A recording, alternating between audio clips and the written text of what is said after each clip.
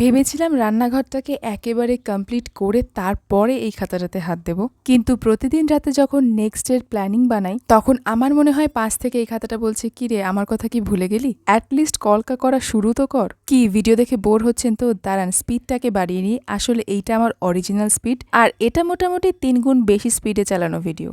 তো যাই হোক, অনেক দিনের স্বপ্ন ছিল যে আমি কলকা প্র্যাকটিস করব এবং কলকাতে পারফেক্ট হব।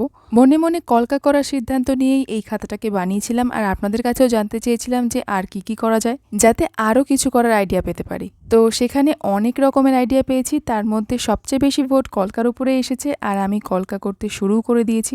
আমি আসলে ভেবেছিলাম এই খাতাটায় কলকা প্র্যাকটিস আমি নিজে নিজেই করব, এর ভিডিও করব না, তারপর কোনো একদিন না হয় আপনাদেরকে খাতাটা দেখাবো। বাট আমাকে কয়েকজন বললেন যে কলকা প্র্যাকটিস যদি শুরু করি তাহলে যেন তার ভিডিও দিই, মানে আমি কিভাবে শুরু করছি সেইটা দেখবেন। তাই জন্য ভাবলাম একটা ভিডিও দিয়ে দেখি, যদি আপনাদের ভালো লাগে তাহলে না হয় মাঝে মাঝে এক একটা দেবো। এই কলকাটা না পুরোটাই বোধহয় প্র্যাকটিসের উপরেই থাকে।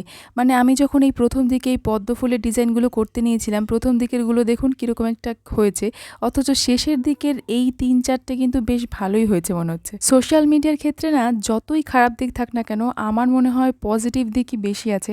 কারণ আমাদের ছোটোবেলায় আমরা যখন কিছু শিখতে চাইতাম আমাদেরকে খুঁজে বের করতে হতো যে এই কাজটা কে জানে, তার কাছ থেকে আমাকে শিখতে হবে।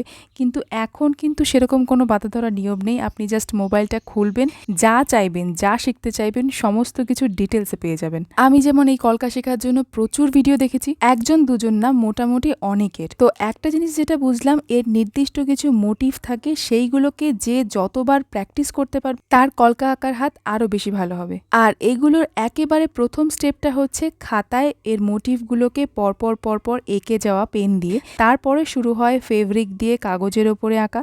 শুধু মোটিভ আঁকা, ডিজাইন নয়। হাত সেট হয়ে গেলে তারপরে আসে ডিজাইন। তবে আমি প্রথমগুলো স্কিপ করে ডিরেক্ট ডিজাইনে ঢুকে গেছি, ভেবেছি ডিজাইন করতে করতেই দেখি হাতটা সেট হয় কিনা।